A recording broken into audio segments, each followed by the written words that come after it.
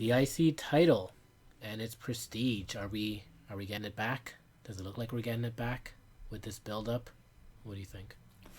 I'm loving it. I'm absolutely loving this right now. It's I've never been. I can't remember the last time I've been this excited about an Intercontinental title match. Like I think this could be the show stealer at WrestleMania this year. I really do. Especially like when I heard it, you see the different names that are being thrown around Fastlane, the potential storylines that could have happened, and that for them to go all in and say, okay, let's do a ladder match was one thing, but just the way the title is, it almost reminds me of like it's not like anyone's actually winning the title, like say how the hardcore title was back in the day, but it has that unpredictability to it right now. Like it's some guys I enjoy more than others, but it's really cool, and I'm very confused to see who's going to be like the additional guys in here. I think it's one of those matches where you really can't even call it.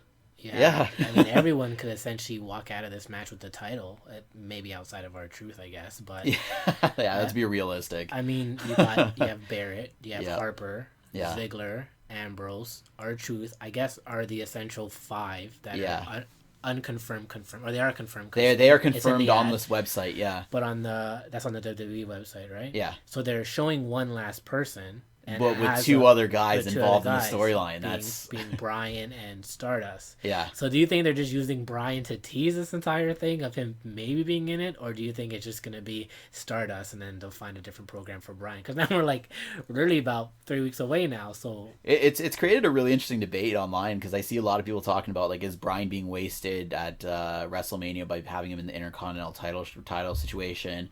But all I see, it's I like what they're doing here, and even if there is technically one spot left, with the way the unpredictability's been week to week lately, I can end up seeing like, the match starts with 6, all of a sudden all the guys are laid out, and you have someone run in trying to potentially steal the title.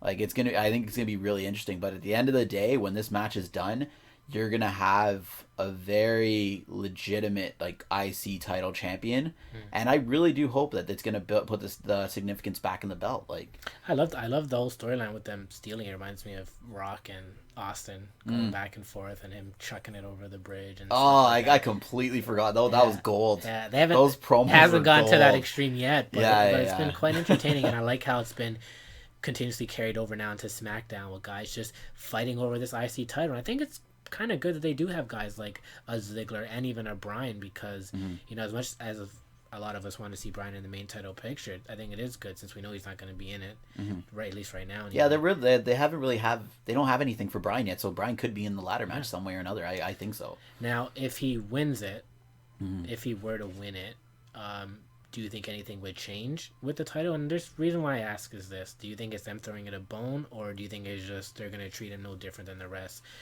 The reason why I ask that is because, for me personally, I've gotten so tired of seeing two guys feuding over the IC title, or them building a feud where they end up having 2 to 3 matches leading up to their title match. And those 2 to 3 matches every week always seem to be the champion getting pinned clean, mind you. And then maybe he loses it at the pay-per-view. I mean, look at Barrett's run lately. He lost to Sin Cara clean. Yeah.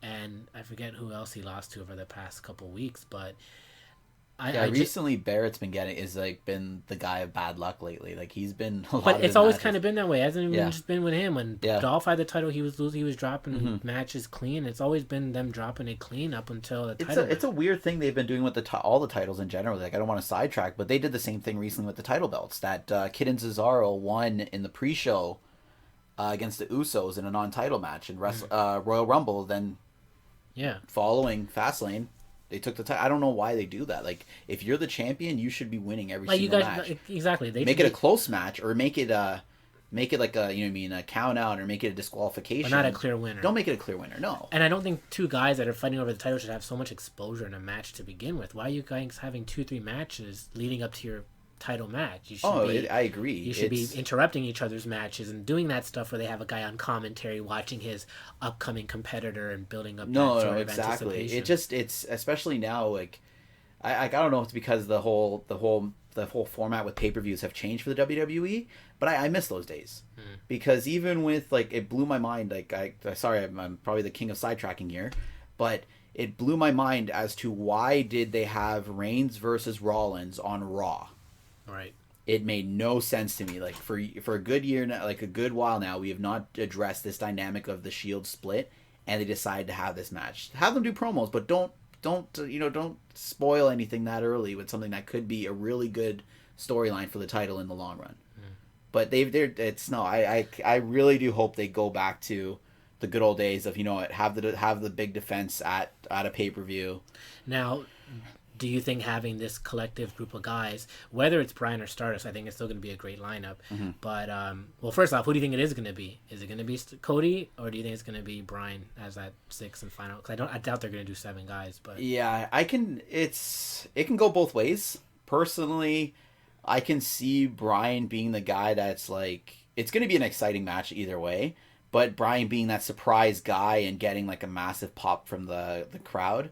It has to be done the right way though, so you know what, maybe have him potentially someone get injured in kayfabe language, in kayfabe storyline, and where it doesn't seem like he's going to be in the mix for the title, then all into the ladder match, and all of a sudden he shows up at WrestleMania.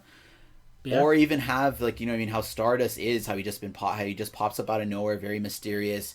He ends up being the guy, but I don't know. It can go either way. I was just thinking as I asked you, and I just realized that they haven't officially booked Stardust and Goldust, so I guess they could have Stardust and Bryan face off in a match for that 6th spot, and that's where they have their altercation that sets up their match for Mania. Yeah. So I'm starting to think maybe it is going to be Bryan, because where do you slot Bryan? Like like Sheamus again, like the rumored match for months. Oh man, God, I hope not. They keep showing the promo for Sheamus, but they're not ever really saying a clear cut day for when he's unless it ends up being Sheamus, that screws over, because that rumor was that he's going to come back a heel, right?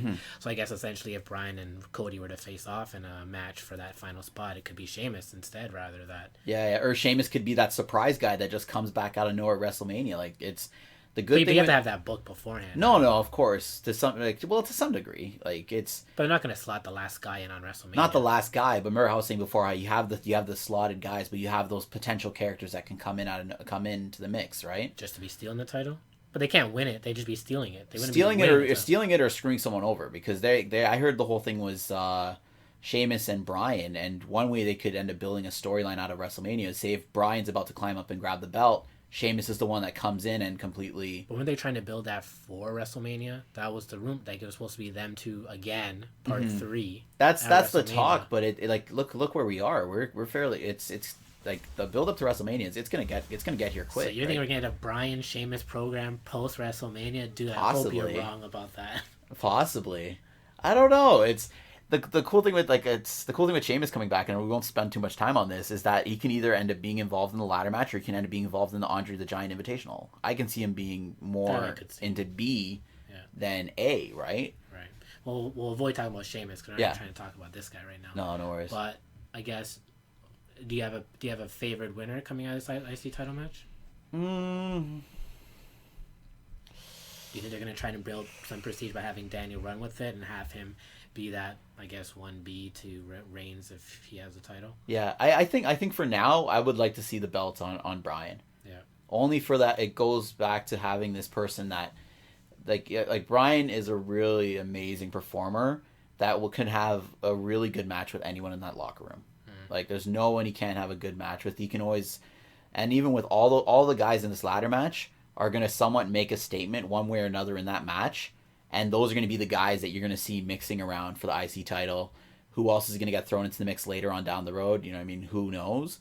But like it's going to be the start of a great foundation for this belt. So you think it's going to get revitalized? I really think it should be. And who knows? You know what? We've seen the IC title be like a bit of a gateway to someone end up making a push for the big title.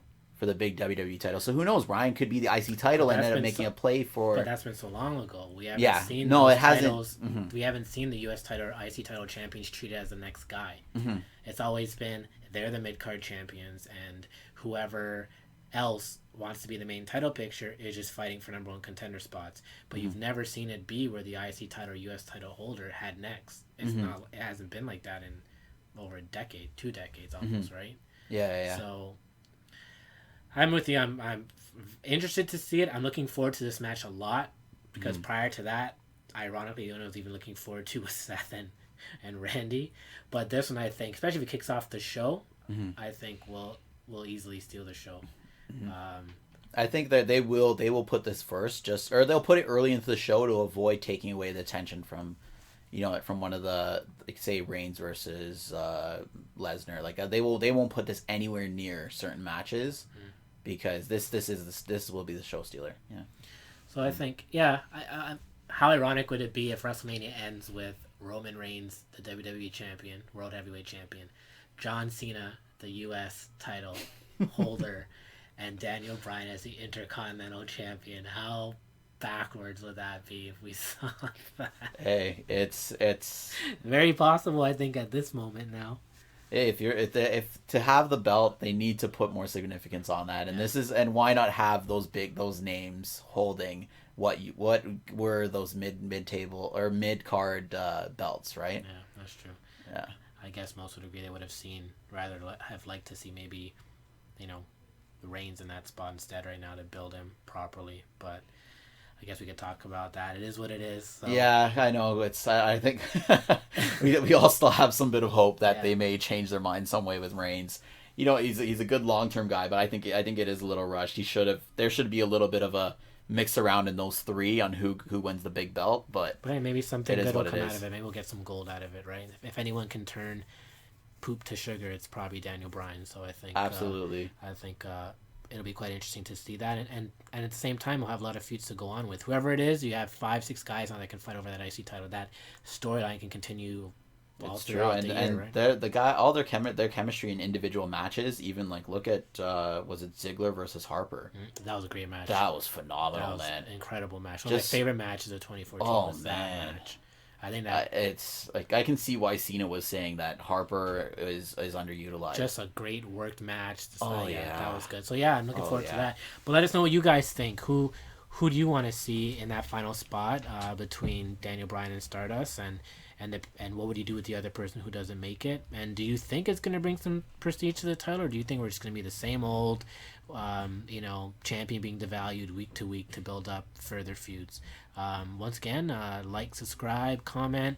Find us on Twitter at Kayfabe6, all together, one word, 6 with the number 6. And hear from you guys soon. Thanks. Have a good one.